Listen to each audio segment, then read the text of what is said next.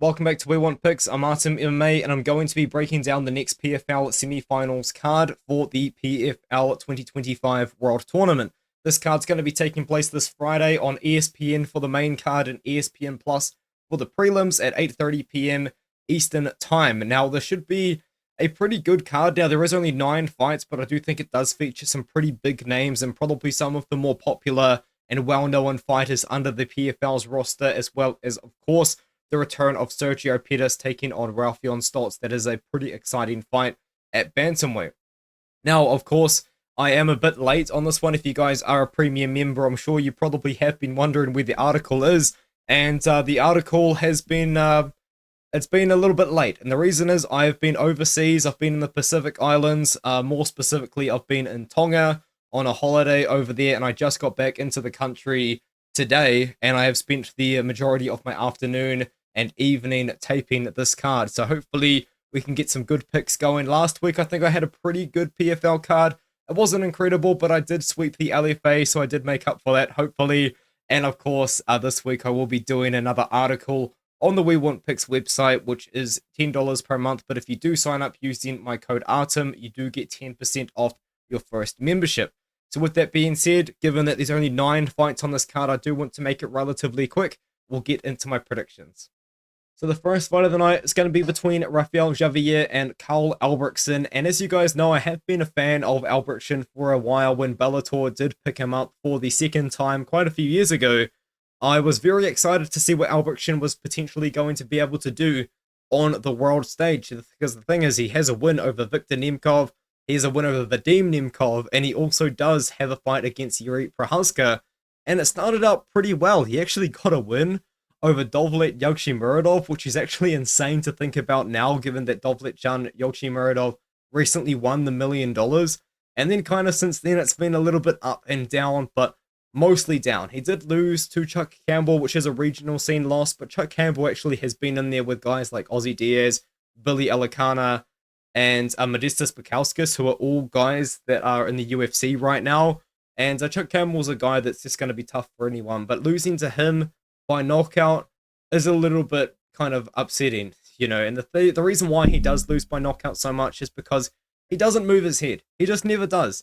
He's pressure forward, likes to clinch, but he just has no head movement whatsoever, and that is going to be a very big problem when he does fight someone like Xavier, because Xavier is a guy which I would consider to have pretty bad cardio, but he's a very, very technical kickboxer with a lot of power.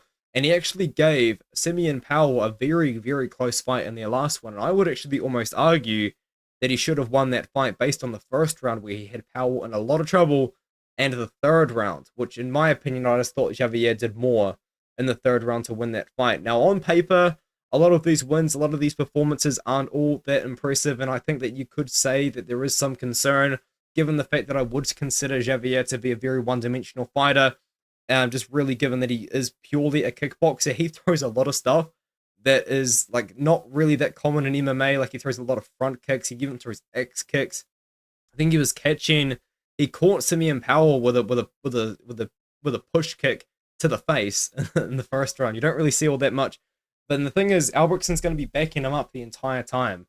So Xavier's not going to be able to be throwing his kicks and being in control like he normally is. But the thing is as well, we did just see Albrektsson get out-muscled by Powell in the clinch, and Xavier never really had to worry about Powell's clinch. So I think if you can MMA method a little bit and kind of make it styles make fights, we've got a guy on Albrektsson who just got knocked out 8 months ago, a guy who is hittable, a guy who doesn't move his head, a guy who's been knocked out twice now in 7 months.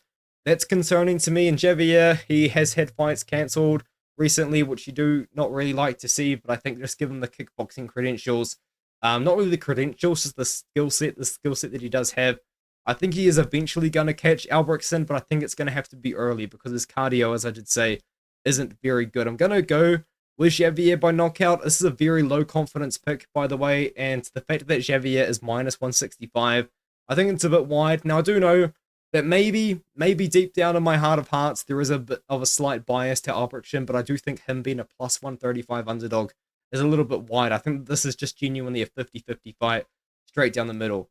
Now we can move up to Rodrigo Nascimento versus Oleg Popov, and I actually consider this to be a pretty fascinating matchup because Oleg Popov is boring. But the reason is why he's boring is able to help me kind of predict his fights because I know what he's going to do.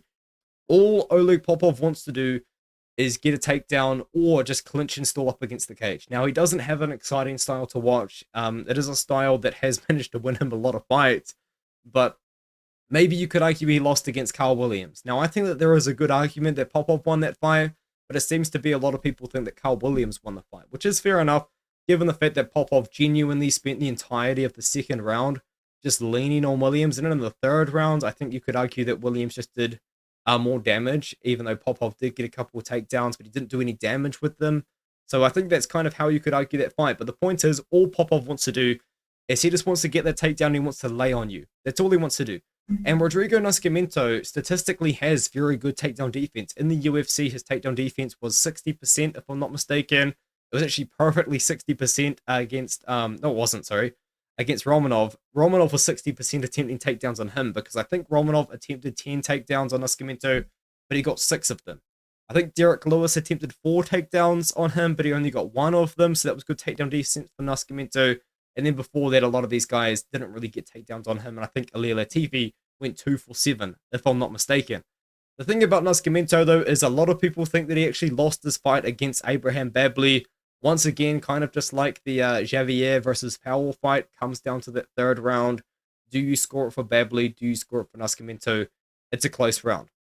But that's not really going to matter here because Babley is a very short boxer, whereas Popov is a 6'2" guy that just wants to come forward and get takedowns. So the way that you score or pick this fight is, do you believe that Popov can take down Nascimento? And I'm going to say yes. I do know that Nascimento has shown good takedown defense in the past, but the thing is, though, when you do look at Nascimento versus good wrestlers, such as Alexandr Romanov, Romanov was able to find a lot of success in the wrestling there, so I'm just going to kind of go with Popov for that reason, because that's all Popov is going to do, is he's going to come forward, he's going to clinch, and he's going to try and get the takedown. He's not going to attempt to strike. I mean, he does strike a little bit, but it's not very good. Nascimento's got the striking advantage here, but I think that Popov gets the takedowns, and Popov is minus 226 in this matchup. I'm picking Popov by decision. Now we have Biaggio, Ali Walsh versus Ronnie Gibbs. Full transparency, guys, I actually don't know anything about Ronnie Gibbs. I did try to look into him. I couldn't really find anything on his amateur career, but he's been very, very inactive throughout his entire career. And then his pro fight, I was actually able to watch an Instagram upload of the finish of this fight here. And someone in the comments said that he was actually losing this fight before he got the finish. So maybe that was what happened. I don't know, because I only saw the finish, which was a pretty good knee to a lot of ground and pound, which, you know, some people think it was also an early stoppage in those comments. But as I said, personally, didn't see any tape on Ronnie Gibbs, but Biaggio Ali Walsh is minus 1,500 right now, so I really don't think that you should be betting on the fight anyway, given that he's a 2-0 fighter. Minus 1,500. Ali Walsh does kind of fight like you would expect, though he is a good boxer, but he does mix in a lot. He's actually had a very long amateur career for the PFL, where they did just really build him up over time. I thought that his first fight here against Palacio actually was a bad fight for his professional debut, but since then, you know, he just got a quick knockout and we haven't seen him since. I am expecting Biaggio Ali Walsh to probably go out there and find another knockout in this fight. Now we have Valentin Moldavsky fighting against Romanov. Romanov, of course, come over from the UFC, and he's been looking good. He's only fought once for the PFL. He fought Tim Johnson and he guillotined him in the first couple of minutes of the fight. Not really much to see here. Now he's going to be getting a real test in Valentin Moldavsky here, because Valentin Moldavsky, of course, is a guy that has had a pretty long-standing Bellator career, fought 9 times for Bellator, fought for the belt, won the belt against Tim Johnson. Actually, I do remember this beta fight, watching it live and thinking that it was a lot closer than the scorecards did suggest. But the thing about Moldavsky recently is against Linton Vassell, I was very, very disappointed in this performance from Moldavsky, because Linton Vassell, who I don't really consider a wrestler, I mean, you could disagree with that given the fact that he's been wrestling a lot recently, but I've never really considered Vassell to be a good wrestler. Vassell was able to out-wrestle Moldavsky a lot in this fight in particular. And I think just given that, I think the fact that we know that Romanov is capable of 10-18, arguably, Marcin Tybura at elevation with his wrestling, I think that we can see him go out there and get a takedown on Valentin Moldavsky. I honestly do think that Romanov does stack up pretty well against the heavyweights in the PFL, and I do think his move to the PFL, despite being a little bit disappointing, I mean, maybe he was released from the UFC, or maybe he chose to leave, I don't know, is a little bit disappointing, but I will admit as well, I was one of those guys that was saying that Romanov, I think, was a bit overrated, given the fact that he went from 16-0 and then lost every time he took a big step up in competition. I think his skill set works well against Moldavsky. Moldavsky is going to be the better striker, but he's not super dynamic. He's not super fast. I think Romanov can just close the distance and get his takedowns and kind of work from there. And he's the underdog as well, which makes this even better for me, picking Romanov here to get it done against Moldavsky. I think he wins by decision. I will be honest, Moldavsky's a tough guy. I don't think he's going to get finished, but I like Romanov's wrestling a lot, stylistically. And now we have another underdog opportunity. Now, I will admit I am picking the favorite in this fight, but I think you could argue that ACJ has a pretty solid opportunity here to get it done as the dog, just given the fact that these two are going to have a very big grappling difference between the two. But I'm still picking Simeon Powell to win this fight, and I'm still picking Simeon Powell to win this fight by knockout. Now, Powell is 6'5", 85-inch reach, very big guy, pretty solid takedown defense. I did actually pick Karl Moore as the underdog to beat ACJ about 6 or 7 weeks ago. And here's the thing. Karl Moore, I think he lost the fight, by the way. I'm not going to just kind of sit here and cope about that, but I am going to cope about Karl Moore's fight IQ. My goodness. Karl Moore, I don't think I've seen worse fight IQ recently. He would have won that fight if he wasn't diving for takedowns against a better grappler than him. It was just a shocking performance, I will be honest. And I think as long as Simeon Powell can avoid the clinch, can avoid Antonio Carlos Jr.'s takedowns by defending them, obviously, and keeping the fight on the feet, he is the better striker here. There was some concern when he lost to Neto, and then there was a lot of concern when he had a close fight against Xavier, but he was able to defend all of Albrektson's takedowns and even knocked him out in the second round in close range. I do think that we can see him now take a massive step up in competition against ACJ, a guy who has won this championship, this $1 million before, a guy who has fought for the UFC before, but I will admit, since coming back to the PFL, has looked like he's taken a step back. I think that Powell can use this as an opportunity at -175 to get a knockout. However, I will once again say this is a low confidence pick for me, and maybe, just maybe, you like ACJ by submission as well. I think that that is a real possibility. And this is my next underdog that I am going to be officially picking on the card. We are getting Aaron Jeffrey at underdog odds again. I actually picked Dalton Rosta as the underdog against Sadabusi. I know that the fight ended up closing as even odds, but Dalton Rosta was an underdog for a pretty decent amount of time during the week, so I'm going to take it. But one thing you can't deny is the fact that I picked Jeffrey as a massive dog against Murad Ramazanov. And by massive, he did close +170, but he was a bigger dog than that throughout the week once again as well. So we got both of these guys as underdogs earlier this year, and now I am once again going to be picking the underdog in this matchup with Aaron Jeffrey. Aaron Jeffrey is +110 against Rosta right now, and the reason why I like Jeffrey against Rosta is I do just genuinely think he is the more well-rounded fighter. And the thing about Rosta is I know he's got a lot of very early finishes. I truly do consider him to really only have wrestling in the back pocket. I will say he does have an incredible performance under his record against Norbert Novenyi Jr., where he was able to just truly dominate Novenyi Jr. in what Novenyi Jr.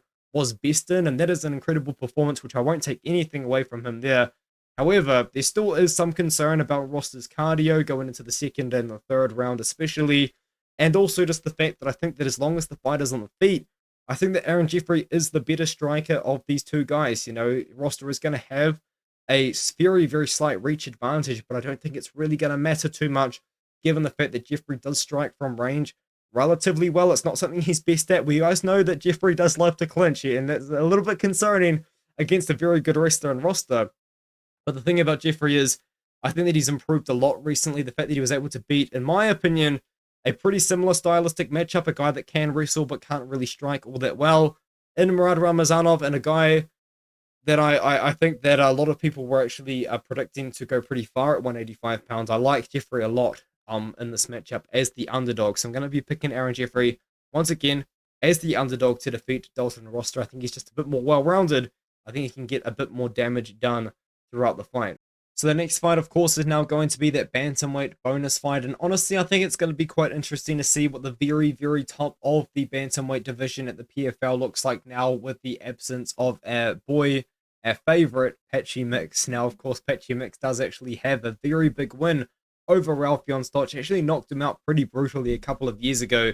And since then, Stots hasn't been all that active. Now, I do know that a lot of the higher paid guys under the Bellator roster haven't really been that active, and maybe that is due to those contract disputes that we have been seeing pretty publicly now between the PFL and these former Bellator guys that are coming over.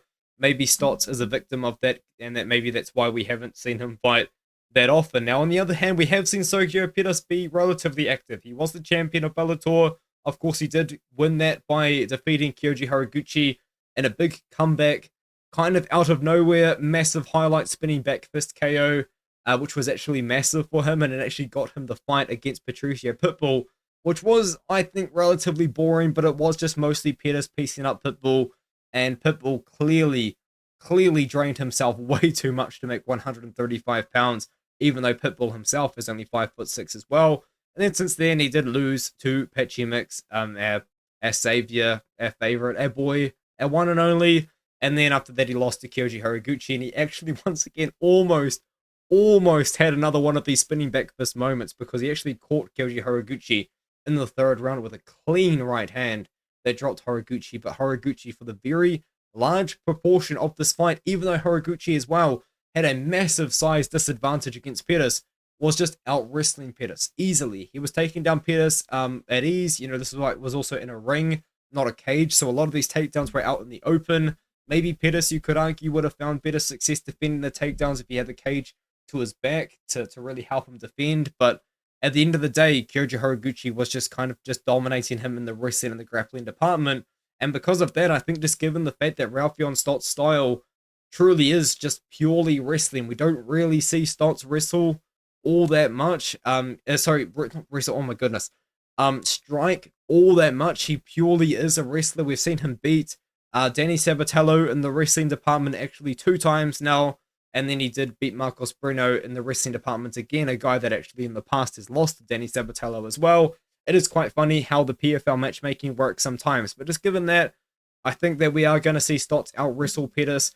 Stots is pretty big for the weight class. He's not massive like Xavier, Patchy Mix is, but he is pretty big, and I think that size is going to be pretty important given the fact that we just saw Pettis out-wrestled by a much smaller opponent in his last fight. Raufeon Stots is minus 170. I think we see Stots go out there and win a decision using his wrestling and just get in quite a lot of control, really. And now we have in the co-main event, Phil Davis versus Sullivan Cauley. I think that this is a massive step up in competition for Sullivan Cauley. I thought that against Alex Polizzi, it was a big step up in competition given the inactivity that we have seen from him. And for the most part, he wasn't really beating the best guys in the world. And then he took about a year and a half off, fought against Alex Polizzi. Relatively controversial stoppage, I think, that you could say for maybe a couple of reasons. I think the main one is probably the fact that a lot of people believe that Cauley was elbowing the back of Polizzi's head.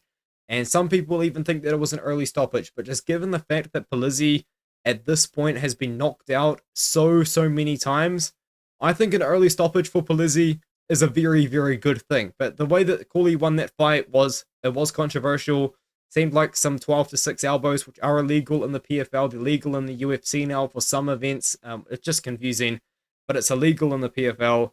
And Sullivan Cauley was landing potentially some of those. But let's talk about this matchup. Phil Davis just beat Rob Wilkinson. And he knocked him out on the feet. That is the craziest part. I was relatively confident Rob Wilkinson was going to win this fight, and Phil Davis just went out there and proved me so wrong.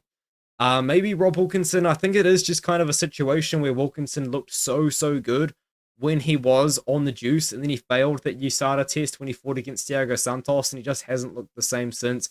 I think that that's a situation here, taking on Phil Davis, because on the feet, Phil Davis was beating him up, and Phil Davis is not a very good striker. I don't consider him to be a very good striker. I would say that Phil Davis is a fantastic wrestler, but I just do not see Phil Davis as a good striker, and I would almost say as long as this fight is on the feet, I think Cauley is going to be the one scoring the points. But we just haven't seen that much evidence recently of Cauley to know, like, can Cauley go out there and just knock out Phil Davis on the feet? Can Cauley go out there and outland Phil Davis on the feet 2-1? I think that the way that this fight plays out is I think that Phil Davis is going to play it safe and just get his takedowns. You know, at this point, he's nearly 41 years old. This is probably the last real chance he's going to have at winning that PFL $1 million. So I think he plays it safe against Cauley. I think he takes down Cauley. And another thing as well, we've got evidence of Cauley getting taken down. He got submitted in the first round by Luke Trainer, who is like 6'6" or something ridiculous. But Luke Trainer took him down and submitted him. And Polizzi, despite it resulting in him getting knocked out in a, I guess, Curtis Blades, Jailson Almeida sort of style elbow knockout. Once again, he still did get taken down in that fight as well, even though that fight didn't last very long. I'm going to go Davis. I'm going to go Davis by decision. And Davis in this matchup is -260, which is a little bit interesting, just kind of given the gap in veteranship, the gap in experience between these guys. The main event, Fabian Edwards versus Josh Silveira. I famously said that Fabian Edwards was just like Leon Edwards in the fact that he will back up and he will get pressured. And then what happened? He went out there against Impa Kasanganay and he did the pressing. He did the pressuring. He did the backing up. And I know a lot of people do actually see this fight as Impa Kasanganay looking like a shell of himself. I see this fight as someone that picked Impa Kasanganay, someone that picked Impa Kasanganay actually with a pretty decent amount of confidence. I actually see that fight as Fabian Edwards just looked so good, it made Impa Kasanganay look bad. And I think that that is honestly on me personally, for just having a bad read on Fabian Edwards. But the way that I justified that pick was I went and I looked at the Johnny Eblin fights, and Eblin was finding a lot of success against Edwards in these matchups here with the wrestling. And I thought that Impa Kasanganay could potentially do the same game plan, because that is how Impa Kasanganay beat Josh Silveira. Josh Silveira is a very interesting sort of fighter, you know. He is very well-rounded. He's not really like a wrestler. He's not a striker. He's an MMA guy, really. But I would say most of his game probably does revolve around the wrestling, which is going to be interesting against Fabian Edwards. And the reason why for that is because he is absolutely massive at 185 pounds. This guy had fought at 205 pounds in the past for the PFL. Now he's come down to 185 for the season, and he has been using his size advantage very well against Mike Shipman, who is a very talented guy with very good takedown defense, might I add. Silveira went out there and found a lot of success. It was a 29-28 decision, of course, but Silveira was just really able to bully Mike Shipman with the size, and he was clinching up against Mike Shipman and landing a lot of knees, especially in the first round. Those knees were a very big story of the fight. And then from there, Silveira was able to find his success with the wrestling, with the striking as well. But I do think that you need to note the size that he had, because Fabian Edwards, as I said, Fabian Edwards is just like Leon Edwards. I know that you guys will know Leon Edwards a lot more than Fabian. Fabian Edwards and Leon Edwards are both technical strikers. Fabian Edwards at 185 pounds especially, very, very technical for 185 pounds. You know, for some reason, middleweight is like a dead zone of talent, and you don't really see guys with that great technical striking at 185. I would consider Edwards to be one of those guys. It's just that in the past, when he's taken on the elite wrestlers like Eblin, he has struggled with that in the past, and even Eblin actually knocked him down in that matchup. And if you even go back just a little bit further, Vanderford was able to out-wrestle him as well, but that was in 2021. I think that this fight just comes down to, can Edwards keep the fight on the feet? Now, I don't consider Edwards just be a one-punch KO guy. I know he knocked out Impa Kasanganay with a flying knee. It was awesome. Not for me. I was a bit upset about it because Kasanganay was a high-confidence pick. Medium high-confidence pick, if I recall correctly. But I think that we aren't going to see just another one-punch KO out of Edwards, but I do think we are going to see Edwards be the better striker here. And as long as Silveira can't just bully him down to the ground, I think that Edwards is going to be scoring the points. So I'm going to pick Edwards to win this fight by decision against Josh Silveira. And Edwards is -450 right now. That's the first time I've seen those odds. That's a bit wide. I can't say I've got -450 confidence in Edwards, but I do think he gets it done. Maybe just kind of inflated odds from the massive performance he had over Impa. But I do think Edwards wins the fight. So with that being said, let me know what you think in the comments below, and I'll see you guys in the next one.